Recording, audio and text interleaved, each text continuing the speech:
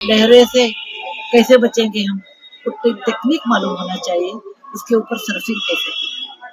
जीवन भी ऐसा सुख आता है उसमें, ऐसा नहीं होना कि वो सब आ गया अभी हम राजा हैं, ऐसा भी नहीं। ये भी बहुत टाइम नहीं टिकता है, सुख भी नहीं टिकता है, दुख भी नहीं टिकता है। इसलिए मैं बोलती हूँ सुख दुख के समय कृष्ण लाभा लाभ जया जय। मैं तो फिलोसोफर नहीं हूँ, बड़ी उतना पढ़ी लिखी हूँ नहीं हूँ, लेकिन मैं फिलोसफी है, लेकिन लाइफ देखा है, लाइफ की फिलोसफी के मुताबिक मैं बोलती हूँ। देश की जानी मानी सुपरिचित महिला, इनकी पहचान अरबपति के रूप में भी है, इनकी पहचान सादगी की मूर्ति के रूप में, नाम में भी इनकी मूर्ति है। आज हमारे साथ बातचीत के लिए वो हाजिर है। प्रयागराज में कुंभ स्नान के लिए आई हैं। बहुत सारे शानदार अनुभव हैं जो हम लोगों ने बीच में सुने, जाने और देखे हैं। आज हमारे बीच में बातचीत कर रही है अमर उजाला के साथ।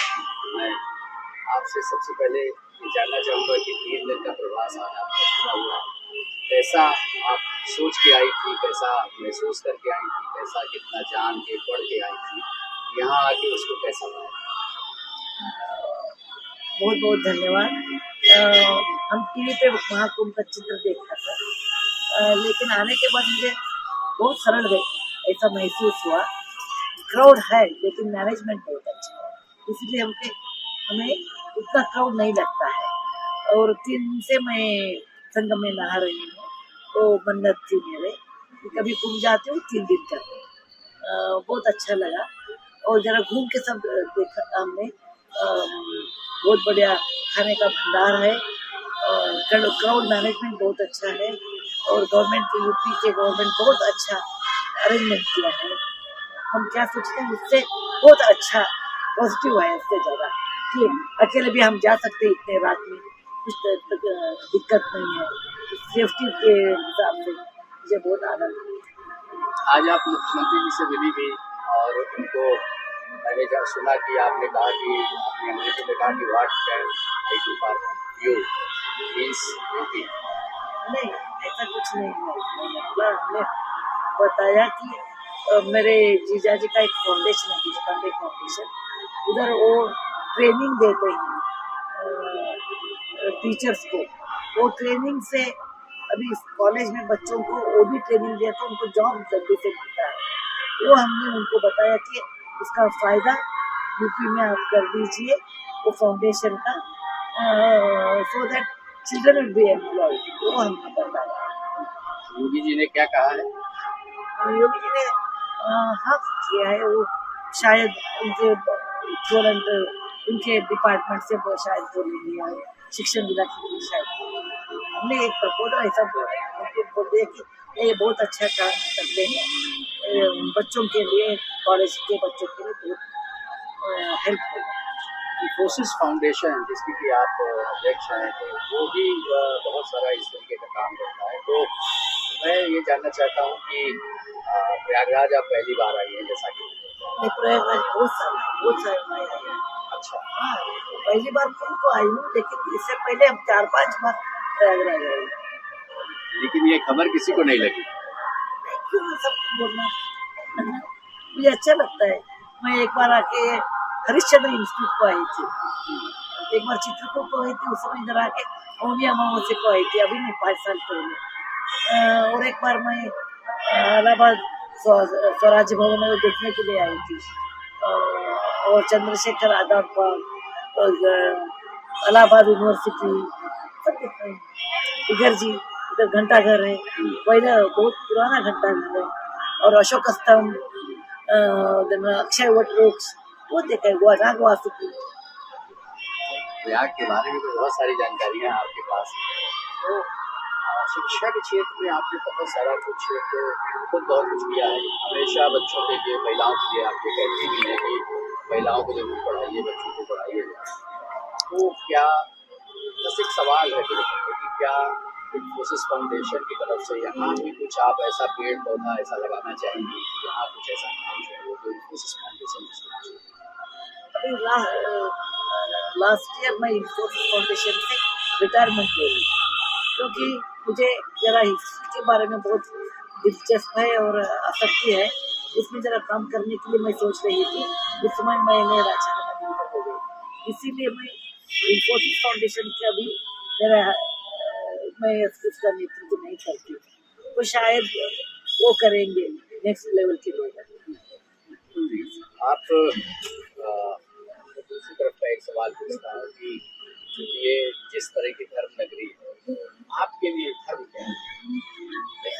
मैं तो फिलोसोफर नहीं हूँ, बड़ी उतना पढ़ी लिखी हूँ नहीं हूँ, लेकिन मैं फिलोसफी में लेकिन लाइफ देखा है, लाइफ की फिलोसफी के मुताबिक मैं बोलती हूँ। धर्म माने कौन पतित होता है, वो कौन ऊपर से गिरता है फाइनेंशियली, मेंटली, फिजिकली, उनको हाथ से पकड़ के, उनको उंगली पकड़ के उनको ऊपर उठाना चाहिए। मेरे हिसाब से धर्म माने people when they are suffering, उनको हम मदद करना चाहिए। बहुत सारी किताबें आपने लिखी है, आपको उपन्यास लिखे हैं, जैसा कि मैंने गूगल से जाना, और क्या कुंभ पर भी कुछ यहाँ जो अनुभव समेट कर ले जाएंगे, क्या उस पर भी कुछ लिखा जाएगा? शायद मैं भी अभी तक प्लान नहीं किया, वो उस समय वो आइडिया आ गए तो मैंने सिर्फ 46 बुक्स लिखा है, लेकिन मेरा टाइटल 325 है। हिंदी में भी बहुत 30 किताबें हैं। तो रुचि का विषय क्या है आपको? बच्चों के लिए कहानी लिखती हूँ, क्योंकि वो मॉरल साइड पर क्लास किया तो कोई नहीं आता है, तो कथा के माध्यम में मैं उनको बच्चों को अच्छा मूल्य दिया तो बच्चे पढ़ते हैं, यही मेरा रुचि का सब्जेक्ट है। जीवन में सफलता हर आदमी के लिए अपनी हो, मैं आपसे जानना चाहता हूँ कि आप इसको कैसे डिफाइन करते हैं, आपके लिए क्या है सफलता? ये तो मुश्किल है, लेकिन मैं कभी सोचती थी, मैं तो शिक्षक की फैमिली से आई हूँ, पढ़े लिखे फैमिली से आई हूँ, लेकिन श्रीमंत घर से नहीं आई, मिडिल क्लास फैमिली से आई। और हमारा इन्फ्लुएंस भी हमने पैसे के मामले में नहीं शुरू किया, लेकिन पैसा आ गया। उस समय सोचती थी मैं, मेरा कर्तव्य क्या है और ये पैसा हमें क्यों मिला। हमसे ज़्यादा बहुत होशियार लोग भी लग जाते हैं, बहुत हार्ड वर्किंग भी है, ये भगवान मुझे क्यों दिया। लेकिन मैं कभी देवदास से उनसे काम किया और 17-18 साल उनसे काम किया। उस समय मैं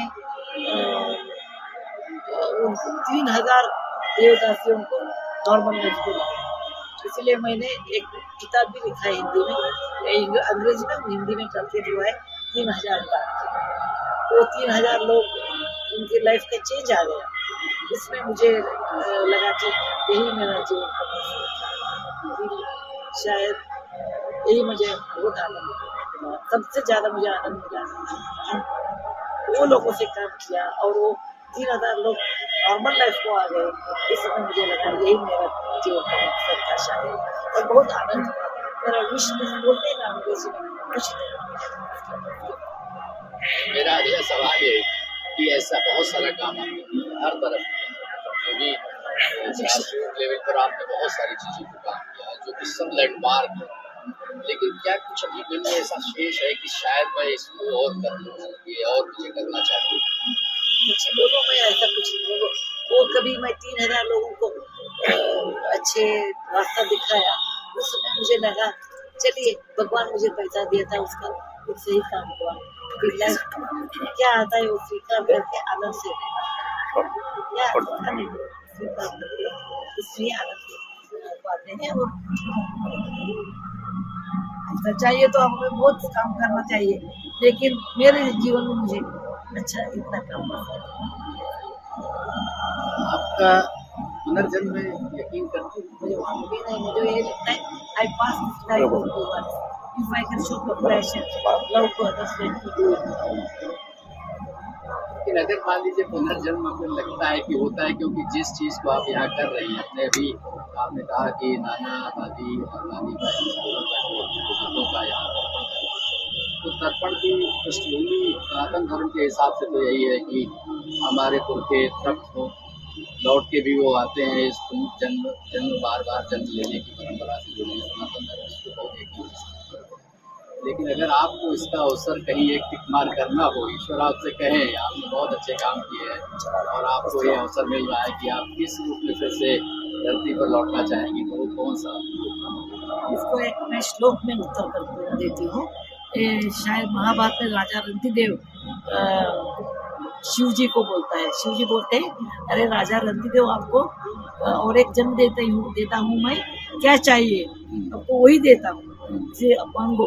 राजा रंतिदेव बोलते हैं, न तो हम कामये राज्यम न स्वर्गम न पुनर्भव कामये दुख तप्तानाम प्राणिनाम आरती नाशक। मुझे उसमें बहुत श्रद्धा है और मुझे जन्म ही नहीं चाहिए, और अब देना है तो मुझे क्या जन्म दे दे आपकी इच्छा, लेकिन मुझे सॉफ्ट हार्ट और strong hand to wipe the tears of others. पहली बार आपने कोई अभी से सोचा है कि कुंभ के बाद में फिर से कब आएंगी प्रयागराज, कुछ ऐसा सोचा है? गंगा मैया की बुलावा आना चाहिए, मुझे उसमें श्रद्धा है। भगवान की बुलावा आना चाहिए, उसमें हम जा सकते हैं, नहीं तो नहीं हो सकता है। पैसे भी हो सकता है, पैसे है सब है, लेकिन भगवान का बुलावा नहीं तो नहीं होता। गंगा मैया कभी बुलाती है नहीं आती। सवाल यह है कि राज्यसभा में बहुत सारे मेंबर जो कि कल्चरल या ऐसा सामाजिक क्षेत्र से मनोनीत करके भेजे जाते हैं। मैं अक्सर देखता हूँ, नाम मैं यहाँ नहीं लूँगा किसी का, लेकिन बहुत सारे ऐसे सदस्य हुए जिन्होंने 6 साल का कार्यकाल बहुत बार तो गैरहाजिरी में कट गया, बहुत बार बिना बोले कट गया। लेकिन मैं आपको देखता हूँ कि आप बहुत मुखर होकर बोलती हैं और बहुत ही प्रमुखता से जो आपको अड़चन भी डालता है उसे भी आप अनुवाद करते हैं। ऐसा आप क्या करना चाहती हैं राज्यसभा एक सदस्य के लिए? और लोगों के बारे में मैं कभी नहीं बोलती हूँ, उनकी उनकी इच्छा। लेकिन मुझे ऐसा लगता है हमारे प्रधानमंत्री सम्मान्य मोदी जी ने मुझे एक प्लेटफॉर्म दिया है, नेशनल लेवल का प्लेटफॉर्म दिया है, और उसका फायदा हम लेके नेशनल मुद्दों के उस पर बात करना चाहिए और सलाह देना चाहिए।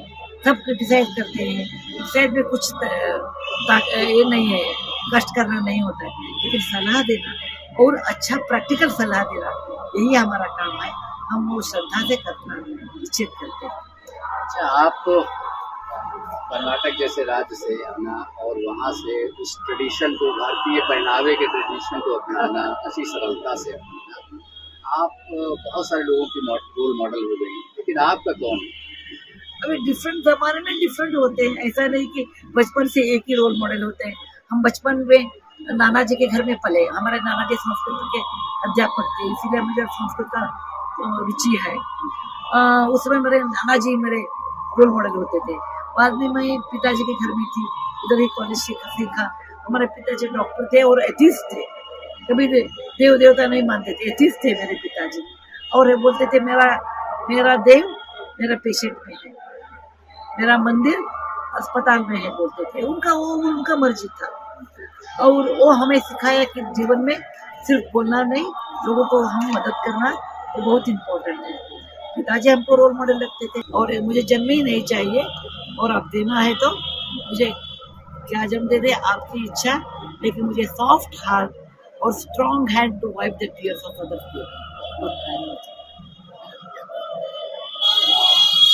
पहली बार आपने कोई अभी से सोचा है कि कुंभ के बाद में फिर से कब आएंगी प्रयागराज, कुछ ऐसा सोचा है? गंगा मैया की बुलावा आना चाहिए, मुझे उसमें श्रद्धा है। भगवान की बुलावा आना चाहिए, उसमें हम जा सकते हैं, नहीं तो नहीं हो सकता है। पैसे भी हो सकता है, पैसे है सब है, लेकिन भगवान का बुलावा नहीं तो नहीं होता। गंगा मैया कभी बुलाती है नहीं आती। सवाल यह है कि राज्यसभा में बहुत सारे मेंबर जो कि कल्चरल या ऐसा सामाजिक क्षेत्र से मनोनीत करके भेजे जाते हैं। मैं अक्सर देखता हूँ, नाम मैं यहाँ नहीं लूँगा किसी का, लेकिन बहुत सारे ऐसे सदस्य हुए जिन्होंने 6 साल का कार्यकाल बहुत बार तो गैरहाजिरी में कट गया, बहुत बार बिना बोले कट गया। लेकिन मैं आपको देखता हूँ कि आप बहुत मुखर होकर बोलती हैं और बहुत ही प्रमुखता से जो आपको अड़चन भी डालता है उसे भी आप अनुवाद करते हैं। ऐसा आप क्या करना चाहती हैं राज्यसभा एक सदस्य के लिए? और लोगों के बारे में मैं कभी नहीं बोलती हूँ, उनकी उनकी इच्छा। लेकिन मुझे ऐसा लगता है हमारे प्रधानमंत्री सम्मान्य मोदी जी ने मुझे एक प्लेटफॉर्म दिया है, नेशनल लेवल का प्लेटफॉर्म दिया है, और उसका फायदा हम लेके नेशनल मुद्दों के उस पर बात करना चाहिए और सलाह देना चाहिए। सब क्रिटिसाइज करते हैं, क्रिटिसाइज में कुछ ये नहीं है, कष्ट करना नहीं होता है, लेकिन सलाह देना और अच्छा प्रैक्टिकल सलाह देना यही हमारा काम है। हम वो श्रद्धा से करना निश्चित करते हैं। अच्छा, आप कर्नाटक जैसे राज्य से आना और वहाँ से उस ट्रेडिशन को, भारतीय पहनावे के ट्रेडिशन को अपनाना, उसी सरलता से अपनाना, आप बहुत सारे लोगों की रोल मॉडल हो गई, लेकिन आपका कौन है? अभी डिफरेंट ज़माने में डिफरेंट होते हैं, ऐसा नहीं कि बचपन से एक ही रोल मॉडल होते हैं। हम बचपन में नाना जी के घर में पले, हमारे नाना जी संस्कृत के अध्यापक थे, इसीलिए मुझे संस्कृत का रुचि है। उस समय मेरे नाना जी मेरे रोल मॉडल होते थे। बाद में मैं पिताजी के घर में थी, उधर ही कॉलेज सीखा। हमारे पिताजी डॉक्टर थे और एथिस्ट थे, कभी देव देवता नहीं मानते थे, एथिस्ट थे मेरे पिताजी। और बोलते थे मेरा देव मेरा पेशेंट में है, मेरा मंदिर अस्पताल में है, बोलते थे। उनका मर्जी था और वो हमें सिखाया कि जीवन में सिर्फ बोलना नहीं, लोगों को हम मदद करना तो बहुत इम्पोर्टेंट है। पिताजी हमको रोल मॉडल लगते थे। बाद में हम JRD के साथ काम किया। JRD हमको बहुत सरल, बहुत अच्छे नेक आदमी थे। एम्प्लॉयज को कैसे ट्रीट करना उनके जैसा हमारे रोल मॉडल्स थे। अभी बाद में मुझे ऐसा लगा कि ऐसा नहीं, कि सब में एक एक अच्छा गुण है जग में, सबसे हम वो स्वीकारना, वही रोल मॉडल। वो नेगेटिव छोड़ देना, पॉजिटिव और जीवन ही एक रोल मॉडल हो जाता है। अच्छा, आप लिखती बहुत हैं, स्वाभाविक है कि जीवन के अनुभव बहुत सारी जगह से जुटाती हैं, वही आप लिखती हैं, लेकिन पढ़ती किसे? आपका पसंदीदा जो है वो लेखक कौन है? वो भी ऐसा ही है, अलग अलग स्टेज में अलग अलग लोग होते हैं। बचपन में अलग थे। बाय एंड लार्ज मैं इंग्लिश ज़्यादा पढ़ती हूँ, कन्नड़ा भी पढ़ती हूँ, दोनों मदर टंग है। हिंदी बोलती हूँ लेकिन पढ़ने के लिए आधा बहुत टाइम लगता है। मुझे इंग्लिश एक आदमी नहीं, एक व्यक्ति नहीं, एक लेखिका नहीं, तो समय के साथ बहुत लोगों को मैं आदर करती हूँ, लेखिका है। इंग्लिश ऑथर्स का वो इंग्लिश पुस्तक मुझे ज़्यादा पसंद होता है, क्योंकि वो उनका मदर टंग है। तो पसंदीदा बहुत लोग बहुत पुस्तक पढ़ती हूँ मैं, ऐसा एक नहीं बोल सकती। कैसे अनेक नदियाँ मिलकर एक समुद्र होता है। सर्वदेव नमस्कारः केशवं प्रतिगच्छति, आकाशात् पतितं तोयं यथा गच्छति सागरं। सर्वदेव नमस्कारः केशवं प्रतिगच्छति। आकाश से एक एक बूंद आता है, एक नाला होता है, नाला से नदी होती है, नदी से सागर होता है। क्या रही है आजकल? वेल, अभी दो पुस्तक लिख के समाप्त करके मैं आई। अभी एक साल कुछ नहीं लिखी। एक साल का विराम लिया? नहीं, एक साल में एक बार में एक पुस्तक। अच्छा, ज़्यादा कोई ऐसी चीज अभी शेष है जिसको लगता हो कि इसको पूरा करना ही चाहिए? ऐसा कुछ नहीं, ऐसा कुछ नहीं। ये संतुष्टि है क्या? मतलब जिस संतुष्टि को आप बार बार जाहिर कर रही है, बार बार मैं कोई सवाल पूछता हूँ तो आपको बहुत संतुष्ट नजर आती है, ऐसे लगता है कि जीवन का बहुत बड़ा हिस्सा जैसे जी लिया, और यह तृप्ति का स्तर आपका बहुत जहाँ है और वहाँ बहुत समय से पहुँच चुकी है। आपके लिए है क्या? थोड़ा इसको शब्दों में जी।